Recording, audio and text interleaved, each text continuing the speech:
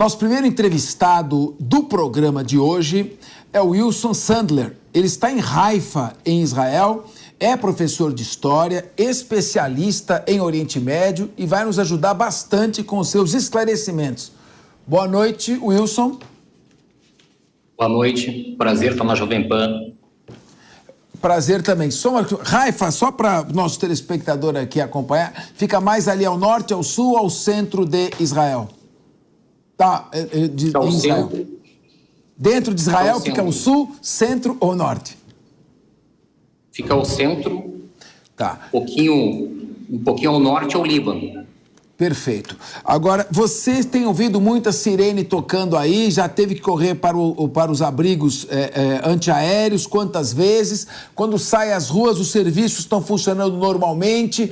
Há receio de terroristas que tenham ficado infiltrados? Dá um rápido panorama primeiro de como é que está a sua vida nesse momento e se você perdeu algum parente ou conhece alguém que perdeu no ataque terrorista. Nós perdemos um amigo nosso que morava aqui. Ele estava na rave e, infelizmente, foi morto. E, pelo menos aqui nós de Haifa tínhamos contato com esse jovem que foi brutalmente assassinado. Aqui em Haifa a gente foi uma vez que a gente teve um míssil que foi lançado pelo Hezbollah, que foi o que Paco Marzel conseguiu deter o míssil. E nós podemos escutar a sirene. Mas aqui no caso, como a gente não está na fronteira do norte, também a gente está distante de Tel Aviv, região metropolitana, e também das colinas do Golã, no caso que o Hezbollah, pela Síria, atacou toda a parte das colinas do Golã.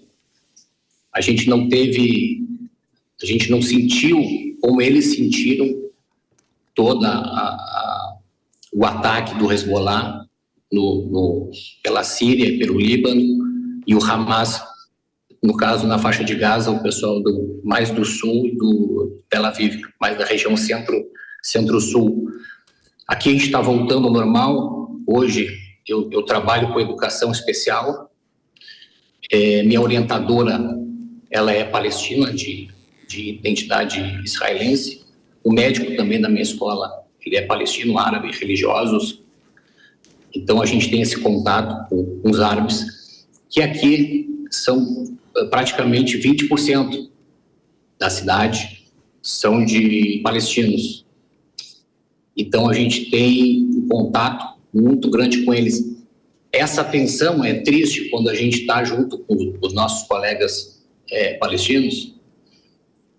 A gente sente...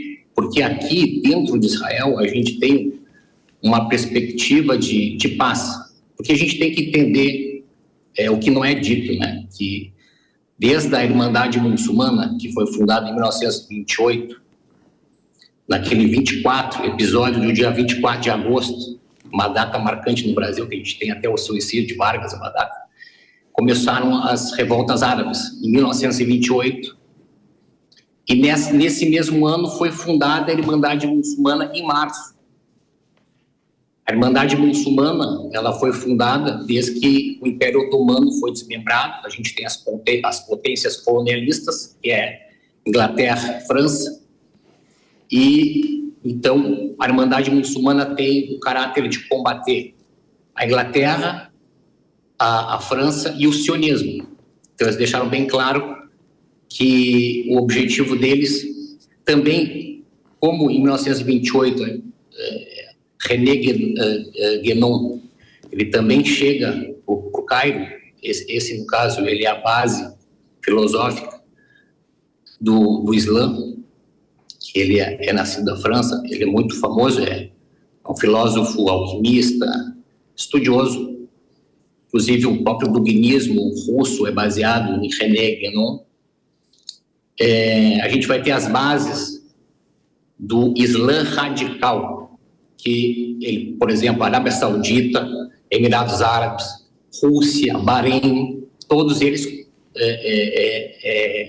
concluem que a Irmandade Muçulmana é um grupo terrorista. Esse grupo que atua até hoje tem o Hamas como braço. Então, se a gente conversar com o pessoal do Egito, por exemplo, a gente vê esse problema agora no portão de Rafah, que é um acesso egípcio. Wilson, Israel, ele não tem autorização para invadir zona egípcia. Wilson, isso seria uma afronta ao Egito, que é um país soberano. Só uma informação. Agora aqui, até o portão de Rafah é soberania egípcia. O que acontece é que, em 1948, a Irmandade Muçulmana atacou Israel. Como não conseguiram vencer, tentaram derrubar a monarquia egípcia. Isso em 1948. O rei Farouk vai caçar todos eles. O primeiro-ministro vai expulsar eles do Egito e eles fogem para a faixa de Gaza. Só que há muitas teorias que dizem que a CIA também teve junto e ajudaram, no caso, a derrubarem a monarquia egípcia. E aí a gente vai ter, então, Nasser e outros personagens que vão ser representantes da Irmandade Muçulmana. Então a gente vai ver que o Egito, depois que no portão de Rafah, se eu não me engano, 2013 ou 2014, 16 policiais egípcios que cuidavam do portão de Rafah vão ser mortos pela Irmandade Muçulmana.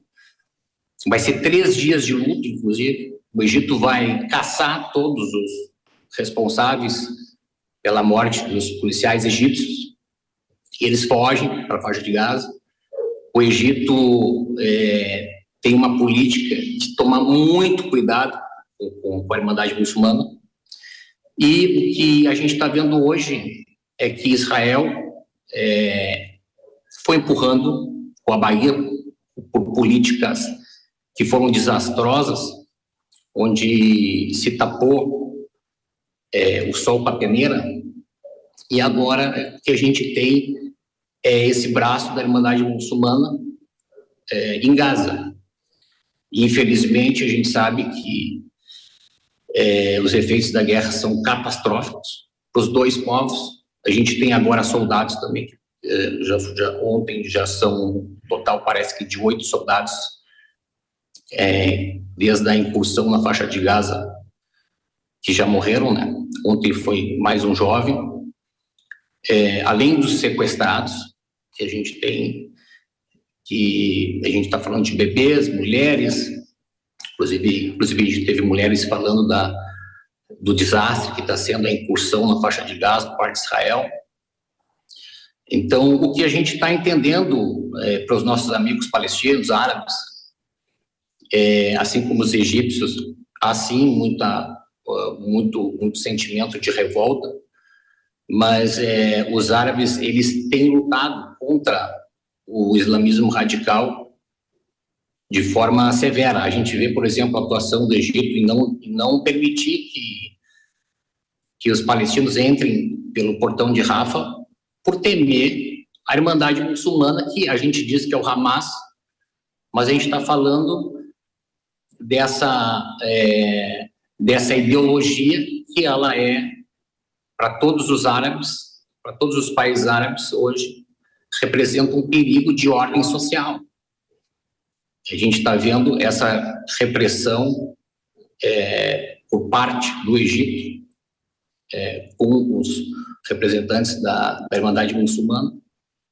Inclusive, a gente viu todo o trabalho que o Egito fez na entrada do portão de Rafah. Inclusive, eles encheram com água os túneis para não permitir nenhum contrabando.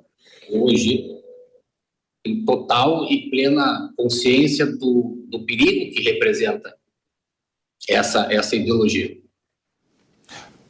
Wilson, o que a gente espera é que futuramente os árabes, no caso, a continuidade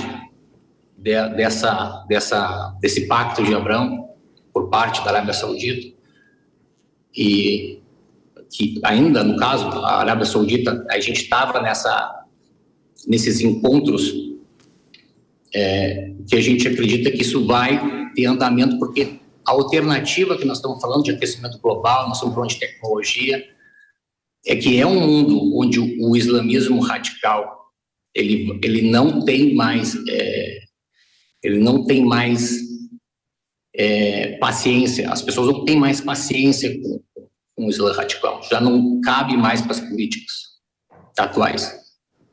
Wilson, me ouve bem? Wilson, me ouve bem? Oi. O Ricardo Rose vai fazer uma pergunta a você sobre a situação dos palestinos que estão em Gaza e dos reféns também, que é o lado humano dessa guerra. Ricardo. Boa noite, Wilson. Em primeiro lugar, minha solidariedade a você, a todos que estão aí sofrendo com toda essa guerra. Além da questão dos reféns que ainda estão na posse, né, sob os terroristas do Hamas, e que, na verdade, toda a comunidade internacional deveria estar pressionando o Hamas para que liberasse esses reféns, a gente pudesse dar um outro passo nessa história. Eu queria também te perguntar, hoje foram liberados alguns turistas pela passagem de Rafah ali com o Egito, e foram algumas nacionalidades que foram liberadas, e dentre essas nacionalidades não estão os brasileiros. Não estão os brasileiros. Eu queria saber a tua opinião, se a diplomacia brasileira tem falhado um pouco para que isso acontecesse, para que os brasileiros não estivessem nessa lista primeira, que já foram liberados alguns turistas hoje, até porque o Brasil presidiu o Conselho de Segurança da ONU, apresentou uma resolução, e na resolução que o Brasil apresentou, apesar de ter sido a que mais teve apoio, apenas o voto contrário dos Estados Unidos, que tem poder de veto no Conselho de Segurança, não constava nessa resolução brasileira o fato de que Israel tem o direito de se defender. E foi isso que fez melar essa resolução brasileira. Você acha que a diplomacia brasileira tem errado? A gente teve falas também do presidente Lula aqui, enfim.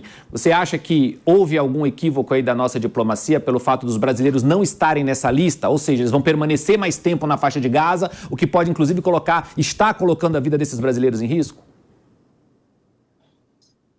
O Itamaraty sempre teve a política de apaziguar, né, o conflito, intermediar, buscar soluções, que agora a gente está tendo um caso muito complexo da situação.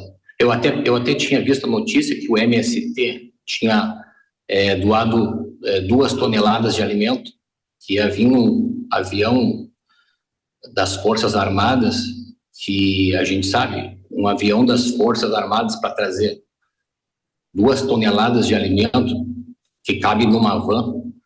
Eu estava imaginando que ia trazer de volta os brasileiros, né? Eu acabei ouvindo a notícia e fiquei muito surpreso que ainda os nossos brasileiros estão presos na faixa de Gaza, que deveriam estar agora voltando para o Brasil. E o que a gente tem visto é falta de equilíbrio nas políticas. Quando a gente não consegue equilibrar o sentimento com o raciocínio, porque o sentimentalismo, muitas vezes, acaba aflorando e as pessoas acabam perdendo um pouco a razão, o problema, a raiz do problema. Quando a gente está falando que Israel está simplesmente atacando a faixa de Gaza para querer dizimar uma população, aí fica muito complicado o discurso, porque a gente está vendo que Israel está mandando panfleto. Inclusive, a gente viu a brasileira que falou que recebeu pelo celular, a menina, ela tinha recebido pelo celular, olha, nós vamos atacar. É uma notícia horrível, mas seria pior se não recebesse. Aí que está a questão, aí que eu quero chegar na questão. A situação é muito complicada, mas a gente tem que ver, pelo lado, que eles estão tentando fazer o mínimo para tentar fazer com que essas pessoas elas consigam sair desses locais. A faixa de Gaza ela é um complexo que, dependendo do local da pessoa, se ela não conseguir sair daquele local, vai ficar muito complicado. Agora, a gente está vendo que a invasão e a excursão são por três lados da faixa de Gaza, do norte e ali no central, né, e no litoral. E a gente, conforme a gente está vendo as excursões, as vítimas estão aumentando. o que a gente está percebendo é que, desde que a Arábia Saudita visitou tanto Mahmoud Abbas como a parte de Israel para tentar um diálogo, eles tinham dito que era para se fazer o Estado palestino. E esse Estado palestino, as lideranças palestinas, como eu tenho dito, desde a criação da Irmandade Muçulmana em 28 no Cairo, nesse mesmo ano começam os ataques por Haq Hussein, que é o primeiro líder palestino, presidente da Liga Árabe. Ele não vai aceitar a partilha que agora, dia 29 de novembro, com o presidente Oswaldo Aranha, foi feita essa partilha entre um Estado judeu e um Estado árabe. Foi negado essa partilha. Antes disso, em 1967, os ingleses também tentaram fazer um Estado que se chamava o Plano Peel, também foi negado. Esse plano ia ser Tel Aviv, regiões metropolitanas, partes da Galileia, que eram terras compradas pela agência judaica, e já tinha sido negado, porque já tinha Irmandade Muçulmana. Como a gente tem visto, a ideia do panarabismo, essa ideia do panarabismo e de se lutar contra o Ocidente, que René Guénon, ele também explica que o fracasso do Ocidente em dar direitos, o problema é a mulher.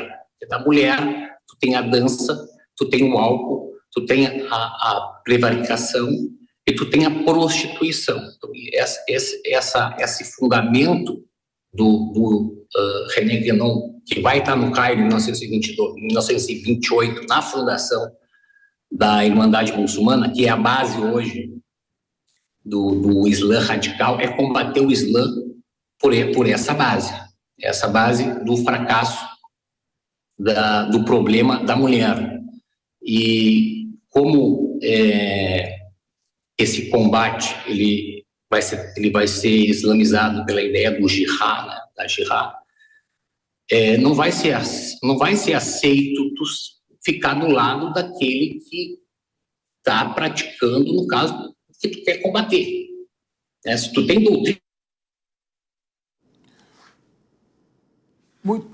Muito bem. Nós perdemos o contato com o nosso entrevistado, que está em Israel, em Haifa. São 14 horas e 30 minutos.